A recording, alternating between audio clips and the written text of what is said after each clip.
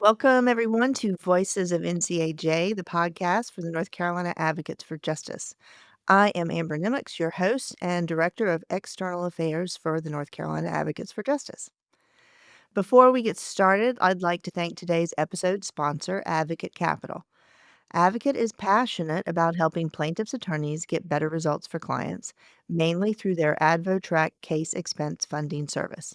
It allows firms to track case expenses and recover borrowing costs, which makes the net cost of borrowing zero on cases they win. You can learn more at advocatecapital.com. My guest today is Kristen Dewar, loyal NCAJ member and enthusiastic liker of NCAJ social media posts. Kristen practices criminal defense law with Minnick Law in Concord. She has served in numerous leadership positions since she joined NCAJ in 2014, including chair of the criminal defense section, at-large member of the executive committee, membership vice president, and she is currently finishing her second term as DEI vice president. Kristen is also co-chair of Convention 2025, which is coming right up in just about 2 months. That's in Charlotte, June 18 through 20. And if you want to learn more and register, you can go to ncaj.com/convention-2025. Kristen, thank you so much for being on the podcast. Amber, thank you for having me. So, Kristen, you have been a member of NCAJ for more than 10 years. How did you come to the organization? I joined as a law student. I was in law school participating in our school's criminal justice clinic, and our clinic professor strongly suggested that all of us join NCAJ for the listserv so we could get advice on how to work our cases. We had a bunch of appointed cases that we were working from, was overflow from the Mecklenburg PD's office. So that's how I joined initially. Huh, those listservs. That's always a good bait for anybody at any stage in practice or in practice of criminal or any area, really. So once you sorta got your foot in the door, how did you make the initial connections that helped you find your place in the organization? First, I went to Sidebar Socials as a law student just to kind of meet other actually licensed attorneys in the local area, and it was actually in terms of as far as leadership positions go, it was actually a very early women's caucus event put on in Charlotte that was poorly attended, but attended by enough like local NCAJ leaders that there was time for us to have like longer extended conversations. Mhm. And I would really put my finger on that event as what was the catalyst to have me get more involved with leadership. So do you remember who you met at that women's caucus event? Yeah, let's see. Lauren Newton was there, and Mhm. Anne-Marie Panasakis was there. I remember Mhm. speaking to Anne-Marie quite a bit at that event. In fact, I think that was the first time I ever spoke with Anne-Marie, but she had quite an impact on me actually, from that meeting, and I think that was really what inspired me to, see a future for myself in NCAJ, not just being just a member, just somebody who used the listserv and met with people at sidebars, but yeah. So, that kinda connection can be really important for growing what's, one of the legs, what we like to think that NCAJ has, like, sort of 3 important legs of networking, education, and advocacy, and the networking, really sets it apart because it is a place where you can make connections that you can't make anywhere else. And so that's part of what the DEI task force has been working on for the past year or so, right? Right, yes, that is what we've been working on. So the committee, along with our strategic planning task force and the work of our wonderful consultant, Michelle Hughes, we have developed an initiative called the Building Bridges to Excellence initiative. And it's really all about fostering connections, fostering community, and being a welcoming environment for members, prospective, current members, while recruiting and retaining a membership body that reflects a wide variety of experiences and perspectives, talents, and interests, Mhm. ensuring that everybody has an opportunity to engage in leadership. And we're really trying to weave that into the institutional fabric of NCAJ with benchmarks that are going to be monitored by staff and by the committee. Mhm. One of the important tools that we'll be using to build those connections, you'll see likely soon at convention, is the ambassador program that we're working on in partnership with the membership committee.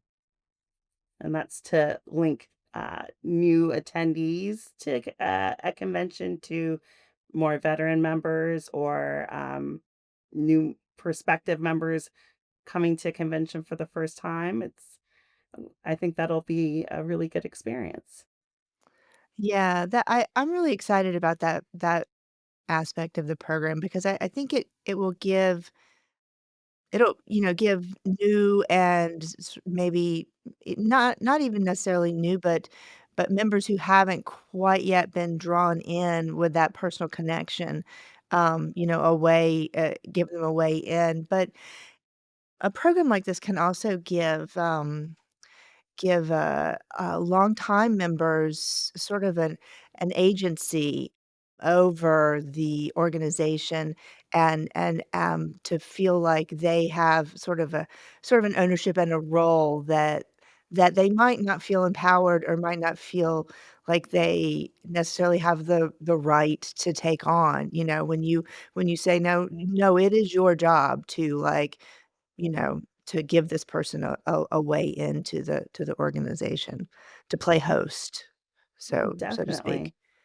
Yeah, Yeah. as the community of trial lawyers that we all are, it can be daunting as somebody who maybe hasn't participated in one of our major events, our signature events, to attend that for the first time. But I think all of our members, especially if you're a longtime member, you may not remember exactly what that meant. It felt like to go to an event like that for the first time, but uh, you as a member have definitely have the opportunity to welcome that new attendee in and take them in and show them around, introduce them to some of your colleagues, introduce them to anybody else that you know who's there, and make convention that much more fun, that much more welcoming for that new attendee. Mhm.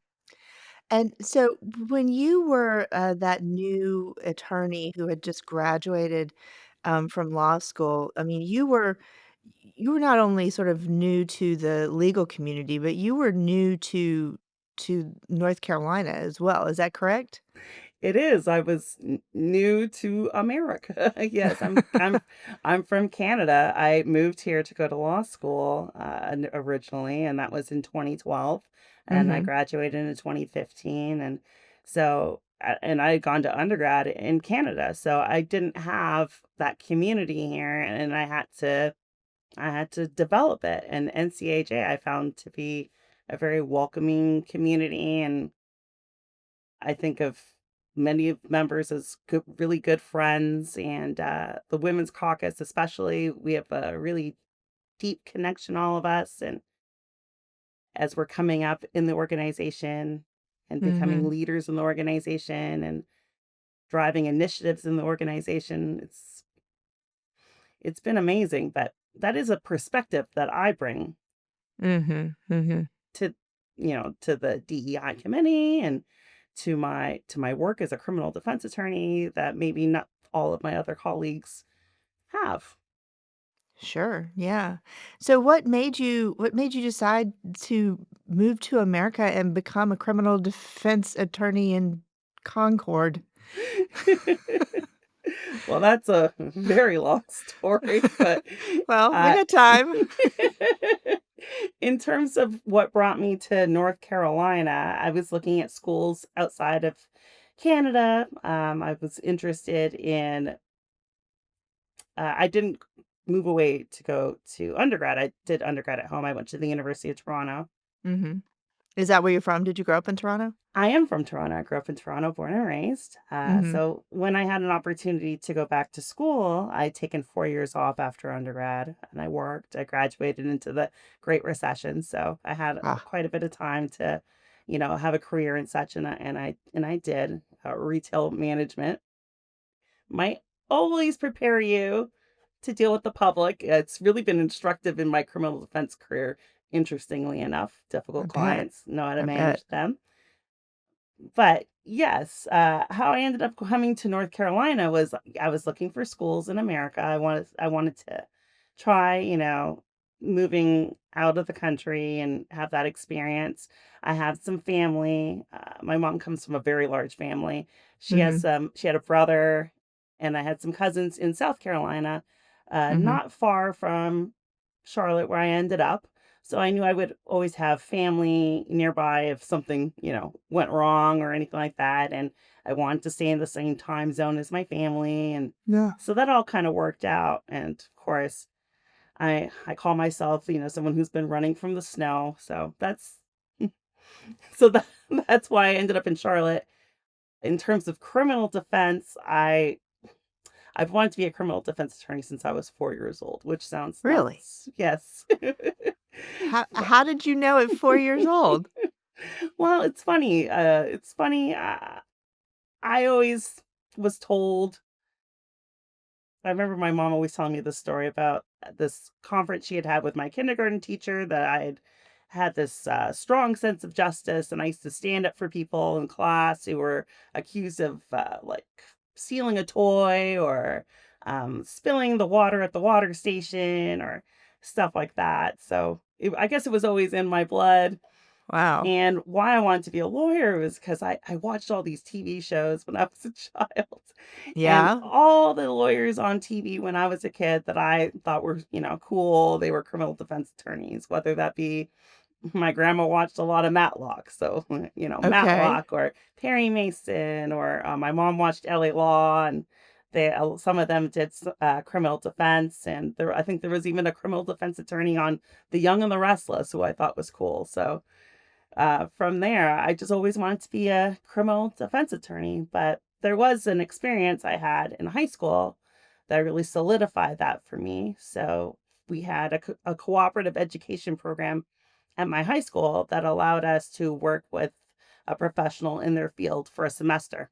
Mhm. And I had the opportunity to do that with a criminal defense attorney in Toronto, who was Wow. actually pretty innovative at the time as it pertained to DWI defense. And I was with him 4 days a week for a semester. We were in court every day, and it was exhilarating. I loved it. Wow. Yeah, I That's got amazing. it really was actually, come to think of it, because I'm not sure that you could do that here in North Carolina. I was allowed to continue cases for him As a high as school as student? a high school student. Wow. I it was insane. But I loved it. So that's why I knew that I wasn't wasting my time going to law school. I knew I wanted to do this work. And I never wavered from it, funny Wow. enough. That's amazing. And you found yourself at Charlotte Law, right? I did. Yes. Uh-huh. And what was that experience like? I know that that was a it was a new program at the time and it's not there anymore, and so it must have been a different sort of law school experience than most of your peers had. Well, it was the only one that I knew. Mm. It was the only one that I knew. So, but at the time when we went to school, we had great professors. Some of them Mhm. are s- still out here in the community. They're now my colleagues. Rob Corbett was my trial advocacy professor. I had an amazing advanced evidence professor.